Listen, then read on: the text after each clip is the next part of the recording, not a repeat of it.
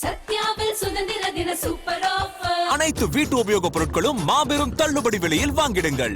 உங்க அப்பா இங்கதான் இருப்பாருன்னு சொன்னாங்க, அதான் தேடிக்கிட்டு இருக்கேன். எங்க உங்க அப்பாவையா காணோம்?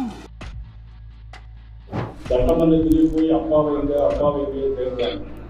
வீட்டுல போய் அம்மாட்ட கேட்டா தானே அப்பா யாருன்னு சொல்லுவாங்க.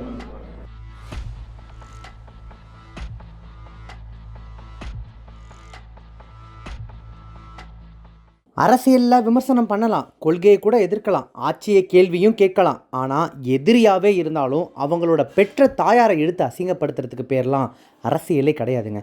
முதலமைச்சர் விஜய் அவர்கள் சமீபத்தில் சட்டமன்றத்தில் அப்பாவை காணோன்னு எதிர்க்கட்சியை தாக்கி பேசின ஒரு குட்டி கதைக்கு பதில் சொல்கிறேன் அப்படின்ற பேரில் வீட்டுக்கு போய் அம்மாட்ட கேட்டால் தானே உங்கள் அப்பா யாருன்னு தெரியும் அப்படின்னு பதிலடி கொடுப்பாராம் பாஜக மாநில தலைவர் நயினார் நாகேந்திரன். கேட்கும் போதே அருவருப்பாக இருக்குல்ல. அப்படி அருவருப்பை கிளப்பக்கூடிய இந்த பேச்சை வச்சு இப்போ நயினார் நாகேந்திரனுக்கு சுற்றிலும் மிகப்பெரிய சட்ட வேலை பின்னப்பட்டிருக்கு. ஏற்கனவே விஜய் அவர்களை பற்றி தப்பாக பேசின திமுக நிர்வாகிகள் மேலே அடுத்தடுத்து அதிரடி கைதுகள் பாய்ந்த நிலையில் இப்போ நயினார் நாகேந்திரன் மேலே டிஜிபி ஆஃபீஸில் வழக்கறிஞர் ஆன்லைன் புகார் கொடுத்துருக்காரு. அடுத்த சில மணி நேரங்களில் நயினார் நாகேந்திரன் கைது செய்யப்பட போகிறாரா? கமலாயத்துக்குள்ள நுழையுமா தமிழ்நாடு போலீஸ்? டிஎம்கே எம்எல்ஏக்கள் ஜென்சி டிஎம்கே அமைப்பை சேர்ந்தவங்கன்னு விஜய் அவர்களை தாக்கி பேசின, அவங்கள சோஷியல் மீடியாவில் கலாய்ச்சி போஸ்ட் போட்ட அத்தனை பேர் மேலேயும் கைது நடவடிக்கை பாய்ஞ்சுதே. இப்போ நயினார் நாகேந்திரன் மேலே அதே கைது நடவடிக்கை பாயுமா? இது எல்லாத்தையும் பற்றி வெளியில் உங்களுக்கு டீட்டெயிலாக சொல்கிறேன். ஸ்கிப் பண்ணாமல் கடைசி வரைக்கும் ஃபுல்லாக பாருங்கள். என்ன செய்ய முடியும் இந்த நாட்டில்? காரணம், சட்டமன்றத்திலேயே போய் அப்பாவை தேடுறாங்க. வீட்டுல போய் அம்மாட்ட கேட்டா தானே அப்பா யாருன்னு சொல்லுவாங்க. ஆனா சட்டமன்றத்தில் போய் அப்பாவை தேடினா யாரும் கிடையாது. இப்படிப்பட்டவர்களுடைய ஆட்சி தான் இன்னைக்கு நடந்து கொள்ளுமா?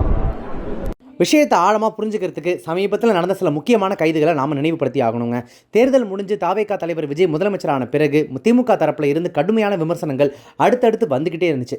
சமீபத்தில் விளாத்திக்குளம் திமுக எம்எல்ஏ மார்க்கண்டேயன் அவர்கள் கோவில்பட்டி கூட்டத்தில் பேசும்போது சட்டமன்ற கதவை பூட்டு வராமே, பூட்டி பாரு பார்ப்போம், உன்னோட எலும்பெல்லாம் ஒட்டச்சிருவோம் அப்படின்னு சொல்லி வெளிப்படையாகவே மிரட்டல் தோணியில் சிஎம் விஜயை அட்டாக் பண்ணி பேசியிருந்தார். உடனே தாவேகா தூத்துக்குடி மாவட்ட செயலாளர் புகார் கொடுக்க விடியற் காலை 4 மணிக்கு மார்க்கண்டேயன் வீட்டுக்குள்ளே புகுந்து தூத்துக்குடி டிசிபி அவர் கைது செஞ்சு 15 நாள் ஜெயிலில் தள்ளினாங்க. அதே போல் அதுக்கு முன்னாடி திமுகவின் ஜென்சி அமைப்பைச் சேர்ந்த அன்பானந்தன் அரியப்பன் அப்படின்றவர் முதலமைச்சர் விஜய் அவர்களுடைய பர்சனல் லைஃபை கிண்டல் செஞ்சு வீடியோ போட்டப்போ நடுநிசையில் அவருடைய வீட்டுக்கு போலீஸ் படையெடுத்து போனது பெரிய பூகம்பத்தையே கிளப்பினுச்சு.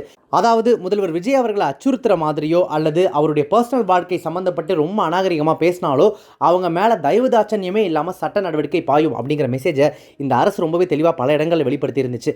ஆனால் இப்போ நயினார் நாகேந்திரன் பண்ணியிருக்கிறது அவங்கெல்லாம் பண்ணதை விட பல மடங்கு கொடூரமான விஷயம். என்ன செய்ய முடியும் இந்த நாட்டில்? காரணம், சட்டமன்றத்திலேயே போய் அப்பாவை தேடுறாங்க. வீட்டுல போய் அம்மாட்ட கேட்டா தானே அப்பா யாருன்னு சொல்லுவாங்க. ஆனா சட்டமன்றத்திலே போய் அப்பாவை தேடினா யாரும் கிடையாது. இப்படிப்பட்டவர்களுடைய ஆட்சி தான் இன்னைக்கு நடந்து கொள்ளுமா? சென்னையில் இருக்கக்கூடிய பாஜக தலைமை அலுவலகமான கமலாயத்தில் ஒரே நாடு 2.0 இதழ் வெளியீட்டு விழா.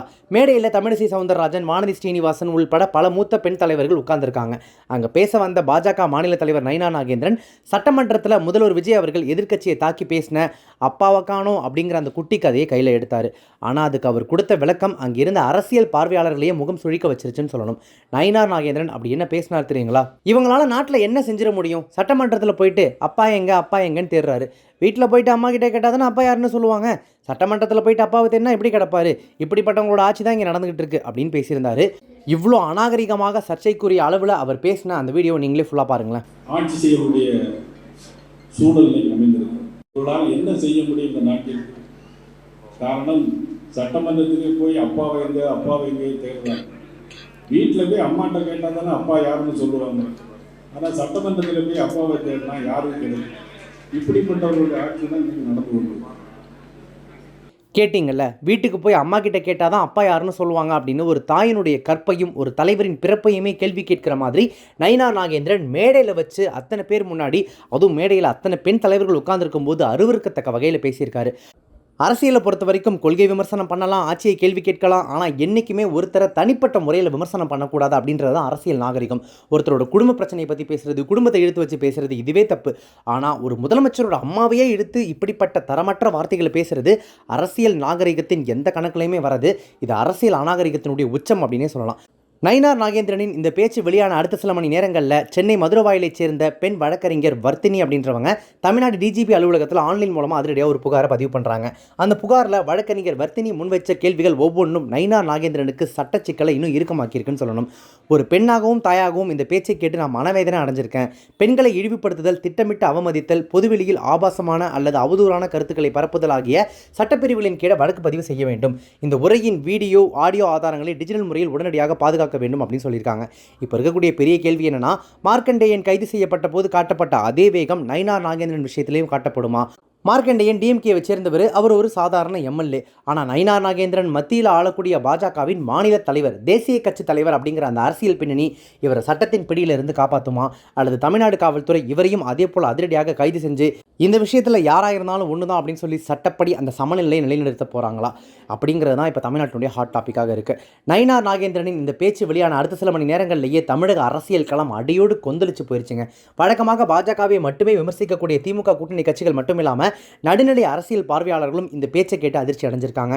தாவேக அரசினுடைய அமைச்சரும் விசிக துணை பொதுச் செயலாளருமான வன்னி அரசு இந்த பேச்சுக்கு மிக காட்டமான தாக்குதலை தொடுத்திருக்காரு. பாஜக சானாதானிகள்கிட்ட வேற என்ன நம்மளால எதிர்பார்த்திட முடியும்? காஷ்மீரில் 8 வயது சிறுமி ஆசிஃபா பாலியல் வன்கொடுமை செய்யப்பட்ட வழக்கு முதல் பில்கிஸ் மானு வழக்கு வரை குற்றவாளிகளுக்கு ஆதரவாக நின்றவங்க தானே இவங்கெல்லாம். பெண்களுக்கு எதிரான வெறுப்பும் அவதூறும் தான் பாஜக அரசியலின் அடித்தளமே. இதற்கு முன்பும் கூட நடிகை த்ரிஷா குறித்து நயினார் நாகேந்திரன் இதே போல தான் தரம் தாழ்ந்துதான் பேசினார். அவர் உடனடியாக தமிழ்நாட்டு மக்களிடமும் முதலமைச்சரிடமும் நிபந்தனையற்ற பகிரங்க மன்னிப்பு கேட்க வேண்டும் அப்படின்னு சொல்லி மிக கடுமையாக சாடியிருக்காரு. அடுத்ததாக தமிழ்நாடு காங்கிரஸ் தலைவர் மாணிக்கம் தாக்கூர் மிக காட்டமான பதிவை வெளியிட்டிருக்காரு. அந்த பதிவில் அரசியல் விரக்தியின் உச்சத்தில் முதலமைச்சர் விஜயையும் அவரது தாயாரையும் பாஜக தலைவர் நயினார் நாகேந்திரன் இழிவாக பேசியிருப்பது வன்மையாக கண்டிக்கத்தக்கது. அரசியல் நாகரிகமற்ற முறையில் தரம் தாழ்ந்து பேசுவது இவருக்கு இது முதல் முறையல்ல, தொடர் வாடிக்கையாகிவிட்டது. பிறர் கவனத்தை பெறுவதற்காக பெண்களையும் குடும்பத்தையும் இழிவுபடுத்தும் தனது அருவருக்கத்தக்க பேச்சுக்கு நயினார் நாகேந்திரன் உடனடியாக மன்னிப்பு கேட்க வேண்டும் அப்படின்னு சொல்லிட்டு கெடு விதிச்சிருக்காரு. ஆனால் இந்த முழு விவகாரத்திலையும் மிகப்பெரிய அதிர்ச்சி என்னன்னா, பாஜகவின் மூத்த தலைவரும் முன்னாள் மாநில தலைவருமான அண்ணாமலை அவர்களுடைய அந்த அதிரடியான அறிக்கை தான். ஒரு காலத்தில் தான் இருந்த அந்த கட்சியினுடைய தலைவரின் பேச்சை மறைமுகமாக கண்டிக்கும் வகையில் அண்ணாமலை வெளியிட்டிருக்கக்கூடிய அறிக்கை பாஜக வட்டாரத்திலே பூகம்பத்தை கிளப்பியிருக்கு. தமிழ்நாட்டின் அரசியல் களத்தை அநாகரிகமாக்கும் பேச்சுகள் தொடர்ந்து அரங்கேறுவது மிகவும் கண்டிக்கத்தக்கது. திமுகவின் உதயநிதி ஸ்டாலினை தொடர்ந்து தற்போது தமிழக பாஜக மாநில தலைவர் நயினார் நாகேந்திரனும் அரசியல் நாகரிகத்தின் எல்லைகளை மீறி முதலமைச்சரின் தாயார் குறித்து கருத்து கூறியிருப்பது மிகவும் துரதிருஷ்டவசமானது. கருத்து வேறுபாடுகள் இருக்கலாம், ஆட்சியை விமர்சிக்கலாம், ஆனால் ஒருவரின் குடும்பத்தினரை, குறிப்பாய் அவர்களின் தாயாரை இழிவுபடுத்துவதை எந்த விதத்திலும் ஏற்றுக்கொள்ள முடியாது அப்படின்னு சொல்லி தான் இருந்த பாஜக கட்சியினுடைய தலைவரின் தலையிலேயே குட்டு வச்சிருக்கார் அண்ணாமலை. இப்படி சொந்த கட்சியினரே கை கழுவக்கூடிய அளவுக்கு நயினார் நாகேந்திரன் அவர்களுடைய பேச்சு பாஜகவுக்கு மிகப்பெரிய அரசியல் பின்னடைவை ஏற்படுத்தியிருக்கு. இப்போது முழு தமிழகத்தின் பார்வையும் காவல்துறை மற்றும் முதலமைச்சர் விஜய் அவர்களுடைய பக்கம் தான் திரும்பியிருக்கு. சட்டப்பூர்வ நடவடிக்கை எடுக்கப்படுமா? திமுக எம்பி, எம்எல்ஏ மற்றும் ஜென்சி நிர்வாகிகள் மேலே அதிரடி ஆக்ஷன் எடுத்த தமிழ்நாடு காவல்துறை தேசிய கட்சியின் மாநில தலைவராக இருக்கக்கூடிய நயினார் நாகேந்திரன் மீதும் அதே சட்டப்பிரிவுகளின் கீழே வழக்கு பதிவு செய்து அதிரடி கைது நடவடிக்கையில் இறங்குமா?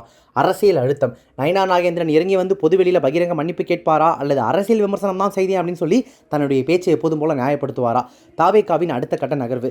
இந்த விவகாரத்தை சட்டப்பூர்வமாக முடக்குவதா அல்லது வீதிக்கு வந்து போராட்டம் நடத்தி பாஜகவை அரசியல் ரீதியாக முடக்குவதா அப்படின்றதுல தாவேகா தலைமை தீவிர ஆலோசனையில் ஈடுபட்டு வந்துட்டு இருக்காங்க. மார்க்கண்டேயனுக்கு ஒரு நியாயம், நயினார் நாகேந்திரனுக்கு ஒரு நியாயமா? அல்லது பாஜக தலைவர் அப்படின்றதுனால நயினாருக்கு சலுகை கிடைக்குமா? ஒரு முதலமைச்சரினுடைய தாயாரை இந்த அளவுக்கு இழிவுபடுத்தி பேசின நயினார் நாகேந்திரன் கைது செய்யப்பட வேண்டுமா வேணாமா? இது சம்பந்தப்பட்ட உங்களுடைய கருத்துக்களை கீழே கமெண்ட் செக்ஷனில் தெரியப்படுத்துங்க. இந்த மாதிரியான செய்திகள் மற்றும் தகவல்களை ஒன்றுக்கொண்டே தெரிஞ்சுக்கணும் அப்படின்னு நினைச்சீங்கன்னா நம்ம சேனல் உடனே போய் சப்ஸ்கிரைப் பண்ணிட்டு மறக்காம ஃபாலோ பண்ணிக்கோங்க. Subscribe to One India and never miss an update.